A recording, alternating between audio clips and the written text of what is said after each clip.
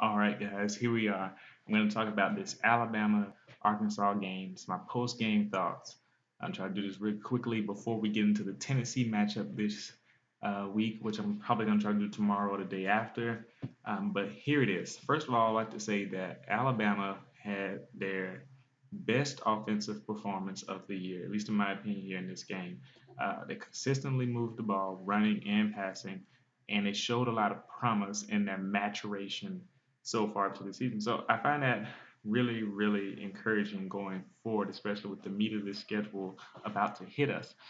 On the flip side of that, the defense.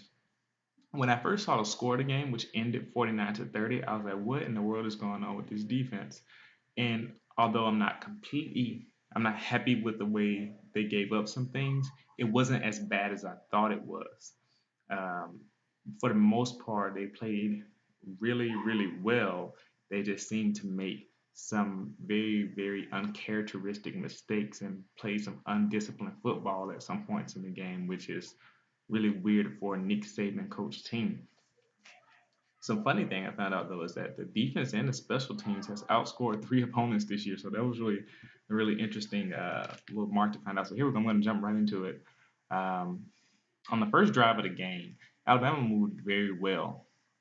Uh, just basically moved the ball right down the field until, of course, the fumble on the goal line, which I thought that was an interesting call by the refs because you can't really see anybody recovering the ball. And it's supposed to be, indisputable evidence, to show whether or not the person recovers the ball or not. And I just thought it was interesting because you don't really see what happens. It's plenty of cases where people are at the bottom of a pile and they just pick up the ball and come out with it. And so, you know, I just thought that was a funny thing to see. Also on Arkansas's first drive, uh, Austin Allen showed his accuracy. I thought he was accurate based on what I've seen so far in the year, and he proved it against Alabama. He was making some throws where I'm like, other quarterbacks would probably throw interceptions in that situation. The ball was right where it needed to be multiple times. The receivers were running in stride, catching the ball, and that is very impressive. Even though he showed accuracy throwing the ball where it needed to be, Alabama's defense was on fire from the start. They absolutely shut them down, and Allen couldn't do enough to get his offense in position to play well against the Alabama defense, even though his play was great. Um, I thought something was funny that when Damian Harris he got those first few carries, he had a really long run and he got caught from behind. And I and some of the Alabama players are messing with him because it seems that he's always getting caught from behind, even though he's having these explosive runs down the field. It's like, oh, all of a sudden the defender comes out of nowhere and drags him down. This is just messing with him. He's a really great running back. Hits the hole well, has great acceleration and burst. His long-term speed may not be the best, but his acceleration gets him to where he needs to go, and that's really encouraging to see. Like I said, he reminds me of Mark Ingram. I've been saying that for a while now, and I see it more and more with each game that goes on.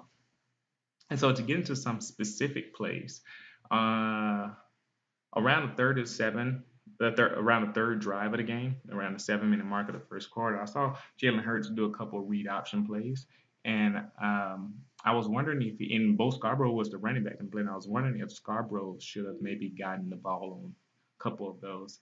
Um, and maybe I was just looking at it wrong, but I thought that maybe Scarborough would have had a better chance of getting a run going. Another thing I noticed that Arkansas's old line just did not stand a chance. This is going through the first quarter here. Deron Payne in particular manhandled. I repeat, manhandled that left guard that transferred from Texas on Arkansas offensive line. Deron Payne from Alabama manhandled him the whole game. That guy could not stop Deron Payne. Deron Payne was on that guy's inside and outside shoulder the whole game and harassed Austin Allen because of it. Deron Payne is a monster, and people are not talking about him. Also, Tim Williams from the outset was just unstoppable. His that he exploded off the edge, off stunts, coming through the middle, around the side. Tim Williams was not blocked that whole game. Um, but this is where I noticed some of the issues with Alabama being a little bit undisciplined. The first busted coverage I saw from Alabama was around the 4:30 mark of the first quarter, and It looked like Humphrey's fault, Marlon Humphrey, who's considered our best corner, although after this game I'm not so sure. It might be Minka Fitzpatrick. Uh, he seemed to get lost, like he didn't realize if he was supposed to come up and play the flat or if he was supposed to step back and play deep. And you saw the hesitation on him, which allowed Austin Allen to find his receiver in that hole in the zone because we were playing a little bit of zone coverage there. Find that hole in the zone, and it was right over Humphrey's head. So I don't know what's the issue.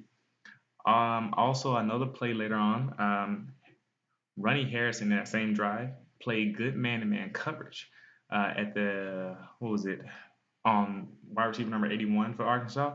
At the 3:30 mark of the first quarter, he was running step for step with him. And as you know, I've been kind of hard on Ronnie Harrison lately because he's just been not playing well in the secondary, but he did pretty good this game. I'm going to come back to him later. So even on Austin Allen's first touchdown pass, this is after Alabama went up 14-0. He got his first touchdown. He was pressured on that play. Um, Alabama's defense was right in his face. The reason why we gave up a touchdown is because Arkansas did something really interesting, and I'm going to get more into it. They had Ryan Anderson guarding their tight end out wide. And I wonder if other teams are going to start doing this. But Ryan Anderson didn't get a good press on the tight end, and that allowed the tight end to go right by. It was Darren Sprinkle, allowed Darren Sprinkle to go out. So Ryan Anderson is our like big, outside rushing linebacker, and he was trying to cover a tight end man to man, and that didn't work out. He didn't press pretty well, but Austin Allen was still pressured on that play. And this is what I mean by kind of like I like what the defense did, but they just made crazy mental errors. It's like maybe we should have had Anderson play off a little bit so that he didn't have to press the tight end. Also, another thing I noticed that with Ardarius Stewart being back, Jalen Hurts and Ardarius Stewart have really good chemistry, guys. Uh, he finds Ardarius Stewart in the best times and the best holes of the zone on those intermediate routes, and that is really good to see because we can move the ball in spurts, in short chunks, and medium-sized chunks, and deep down the field. Seeing Ardarius Stewart and Hurts get right back into that chemistry is great. Also, early around that same time, we got the ball after that Arkansas touchdown drive. Hurts underthrew Ridley. Um, it was a play. I'm trying to remember if Ridley called it or not. No, it was they took a deep shot down the field, and the ball was underthrown, even though Ridley had his guy one on one, and he probably would have made the catch and could have possibly scored a touchdown there. Hurts underthrew it, and that allowed Arkansas defensive back to get on top of Ridley and knock the ball out of his hands. So Jalen really has to continue to work on delivering the ball down the field. Another thing I noticed that Reuben Foster seems to overshoot the quarterback every time he blitzes. I mean, he's showing his athleticism and speed when he blitzes through the middle on those like double linebacker stunts that we kept doing the whole game. But it would seem that he would run right by the quarterback, or at least Austin Allen did a really great job at stepping up into the pocket each time he did. Um, Along with that is that both Reuben Foster and Eddie Jackson, I noticed that they have a tendency to try to go for the big hit and lean in with their shoulder rather than wrap up. They really got to work on that. We can't have a lot of those crazy, we're trying to make a big hit play when you could have easily just, wrap the guy up and tackle them the way you're supposed to do, playing good textbook disciplined football. And that led to some broken tackles and allowing people to get extra yards. And this is contributing to Arkansas being able to score more points than they should have. Going into the second quarter, around the 10:31 mark of the second quarter, Hurts was late again on the play to OJ Howard. He had to wait on it. OJ caught the ball, but he had to wait on it. If Hurts had to hit him in stride, I'm pretty sure OJ would at least got into the red zone or would have scored a touchdown on that play. So Hurts, like I said, he has to work on that. He's finding the open guy, and that's good, and he's not making mistakes, but he has to throw the ball sooner, and that'll allow us to get more production out of the passes that we're getting from him. His yards would have been much higher if he had to hit some of these guys in stride, which is understandable. He's a true freshman, so he has to work on that. So after that drive, Bama went up 28-7. And so I noticed after getting up a couple of scores, we were up 28-7. This is where the game became undone. The defense seemed to lack discipline after that point. I don't know what happened, but we started to like give up a little bit of gap control every once in a while. The defensive back seemed to not care as much, and I was wondering like, man, what is going on here? I think they got complacent about the score. They thought they were just gonna run away, and we did end up blowing Arkansas out. It wasn't as a dominating performance as it could have been. Um, Also, along with that, I'm not saying that Alabama's that Arkansas didn't play well. Arkansas had good play design at times. Dan Enos and Brett Bamler, they did a great job calling plays. They kept sending their tight ends out wide, and that made Ryan Anderson go out wide. That happened multiple times. They had the formations where they sent guys on the outside that matched up our bigger rushing linebackers with their pass catching tight ends, and that created mismatches. They actually scored a touchdown on the play like that later on in the game. Along with that, I'm looking at my notes here. We played too far off on slant routes on a drive that allowed Arkansas to get that field goal to make it 28-10. I saw Minka Fitzpatrick even play like 10 yards off a receiver, and the Keon Hatcher just went 2 steps in, caught the ball, almost first down. And I was like, we can't give up those type of plays. I don't understand what we're doing on those plays. And like I said, we're giving up gaps on runs at certain times. Uh, Defenders were overrunning plays. Saw guys just running right past the quarterback or the running back and allowed them to cut in and get more yards than they needed to. And like I said, these weren't issues of Alabama being less talented. These were issues of Alabama not making their plays the way they needed to and being undisciplined. Um, I saw Ronnie Harrison overrun a play. I saw Ryan Anderson not wrap up on a tackle, which is surprising since he's usually very fundamental in his tackling. Uh, on another brighter note, pass protection was great for Alabama once again. Um, and it's funny because on a play where we did have great pass protection, Hurts underthrew Miller Forrestall around the 245 mark. Miller Forrestall had ran right up the field and cut inside on like a post. It was around the 2:45 minute of the second quarter, and he had to wait on the ball. If he had to hit him in stride, that would have been a touchdown. He would have walked in for a touchdown. Like I said, that's another issue, another point where Jalen has to improve. What I noticed also about Bo Scarborough, a lot of you are going to be happy about this, is that Bo Scarborough is picking his holes much better and with confidence. And that's really good for a running back to have. I'm seeing him get very comfortable in this offense, which is what we've been looking for this whole time. So take heart, Bo Scarborough fans. I will say this, though. Even though Joshua Jacobs got hurt, if you notice, I believe he was the one to start the game. And if not, he got the most carries to start the game. I think at this point, Joshua Jacobs and Damian Harris are the two, are is the duo. They are the running backs, 1A and 1B. Joshua Jacobs and Damian Harris. They are our starting running backs, and Bo Scarborough is the third guy as he's coming along. And I like that actually. I think our running backs are doing great. I don't think we'll be fine with whichever one we have, but I think Joshua Jacobs is making the most of his opportunities. So I would love to see him get some more carries. But Scarborough is coming along. So as we're progressing along around the 1 minute mark of the second quarter, I'm not Ryan Fitzpatrick. I'm thinking about NFL. Eddie Fitz, no, Minka Fitzpatrick and Eddie Jackson had good coverage, but they didn't play the ball well. So this is the 2 minute, the fast drive before the 2 minute offense before the halftime, and Austin Allen moving down the field, and he threw a deep pass. I believe it was Drew Morgan. Minka Fitzpatrick was right there. He didn't play the ball. He looked lost. And then Eddie Jackson tried to go for a hit, a very undisciplined hit. He didn't even try to wrap up. He tried to launch himself into the receiver. He went flying out of bounds. Minka Fitzpatrick was lost. Drew Morgan caught the ball, and they had a deep pass down the field. And Cornelius, well, that's what it was. That's what the receiver was. It wasn't Drew Morgan. It was Cornelius. He was able to get a long play because of it. If they had played the ball right, that would have been an interception by either Minka Fitzpatrick or Eddie Jackson. This is what I mean by saying Alabama really gave up a lot of plays when they shouldn't have. The score should have been lower than what it really was. Allen's ensuing touchdown pass after that play was perfectly thrown, by the way. Um, Humphrey was in good coverage. Like Humphrey was right there, but Eddie Jackson, who looks like he was the single high safety, he probably should have rolled over to that coverage better. And he could have got probably got an interception there, but the pass was perfectly thrown. Austin Allen, I thought his arm strength wasn't that great, but like I said, it's definitely good enough to get the throws where he needs to be. Dan Enos and Brett Beam deserve a lot of credit for what they're doing with him. Try to go a little bit faster because I'm talking a little slow, but as we go along. I even saw Sean Dion Hamilton have an undisciplined tackle around the beginning mark of the third quarter, around 14-10. These guys, they have to step up and really focus on being disciplined and making the right plays.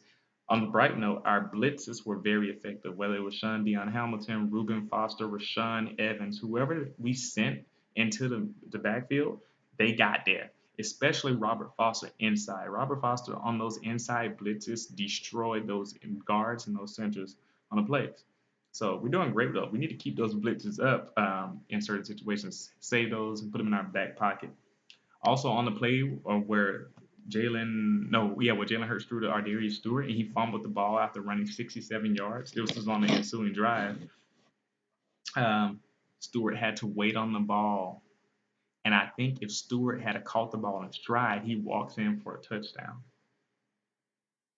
I think that split second of waiting for the ball and having to pick up his acceleration again caused the Arkansas defenders to be able to catch him. There's one situation where he shouldn't have fumbled the ball, but there's one situation where Jalen Hurts could have helped him out a little bit. I got a lot of notes. I'm just on the back page. It took 15 minutes for the first, so I'm going to try to just speed through these. Um, Interesting thing is that I was praising Ronnie Harrison earlier, and the coaches must have talked to this man because Harrison played well this game. Multiple times he played good coverage down the field from the first quarter to the fourth. He stepped up, and that is good to see. I'm proud of Ronnie Harrison for his play. Um, Minka Fitzpatrick made some good plays on the ball all game, except that one time where he looked lost. But he made good plays and he played the ball really, really well, which is why he got that first interception, which was also the result of the great pressure that our defensive line was putting on him the whole game. Minka Fitzpatrick turned around, ran to the ball, caught it over the shoulder. Great ball instincts by Minka Fitzpatrick.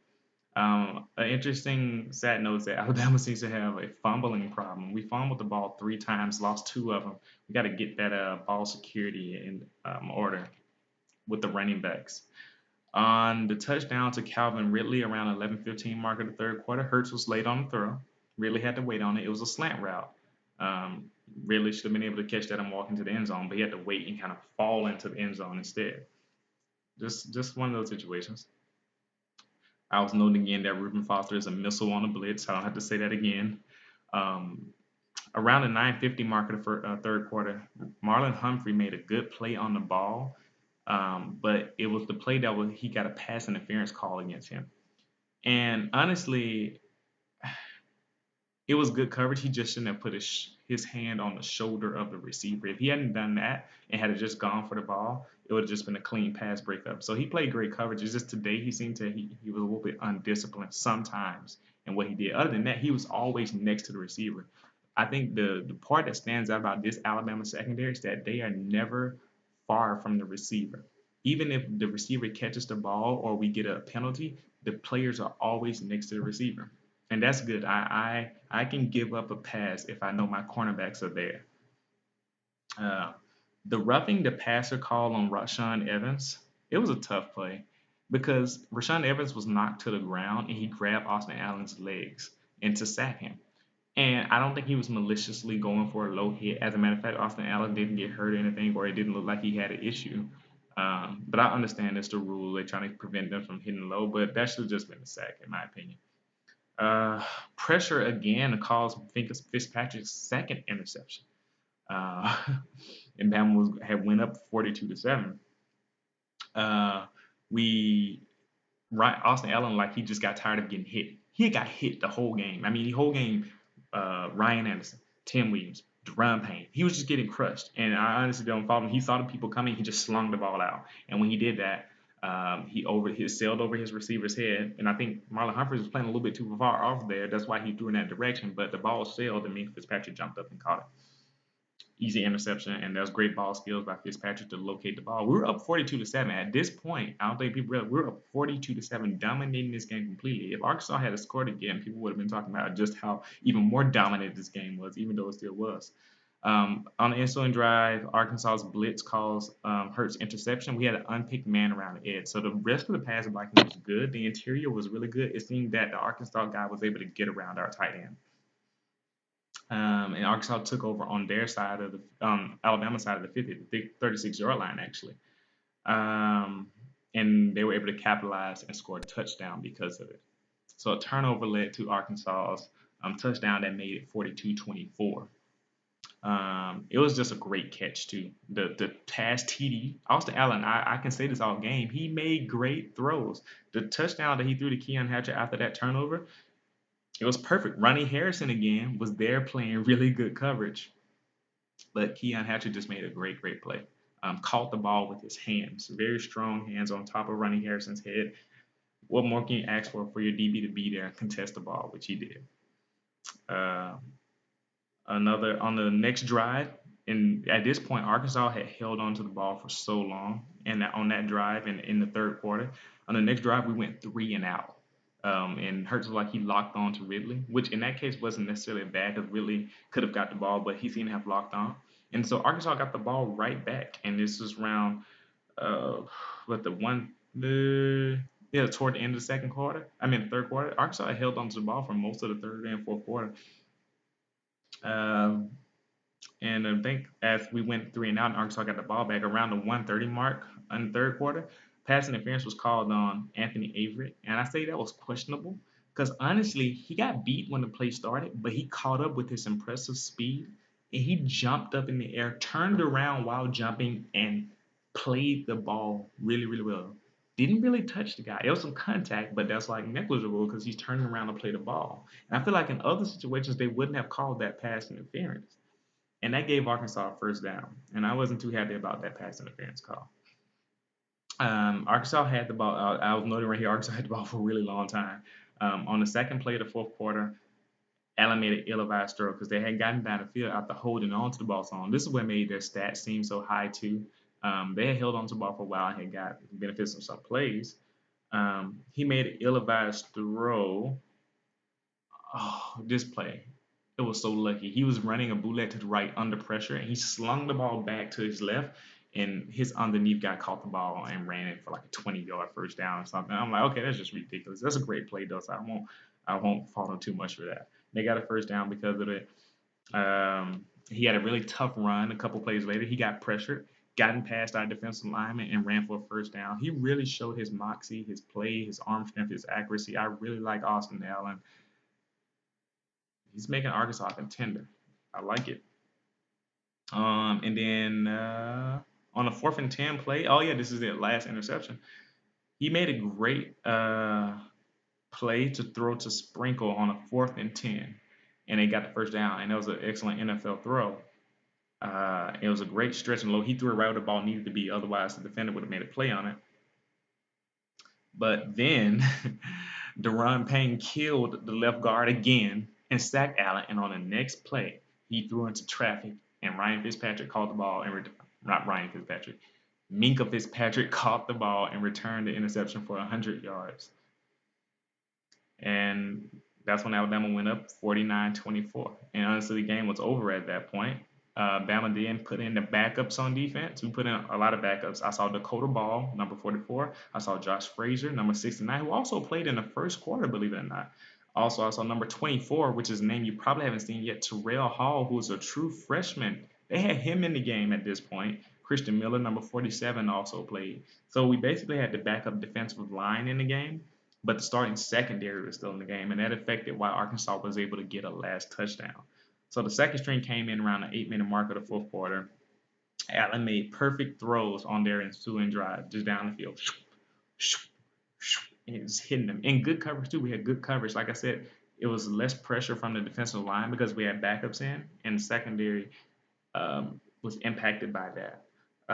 So it was less pressure. And they made the game closer because he got down the field due to that and scored their last touchdown, but it ended up being 49-30. And the reason why he was able to hit, like, he was either close to or 400 yards passing was because at the end of the game, he hit a 30-yard pass, which our defense seemed to just, like, concede. And Nick Saban was angry about that. He's like, no, don't concede any play all the way through the whistle. So at the end of the day, what I'm saying is that I'm not as mad about this game. I do want Alabama to clean up a lot of those undisciplined plays, wrap up, and make sure they have good gap control and play the ball better. Other than that, the offense looked great. They play like this for the rest of the season and continue to improve. We're in great position, and defense just needs to clean up those undisciplined plays. And so at the end of the day, Alabama is still really good. Arkansas is much better than I thought, and I could see them reeling off more wins and probably end up being second or third in the SEC West, even ahead of Texas A&M, possibly, depending on how they play. But yeah, that's my post game thoughts on this Alabama Arkansas matchup. Let's look forward to Tennessee.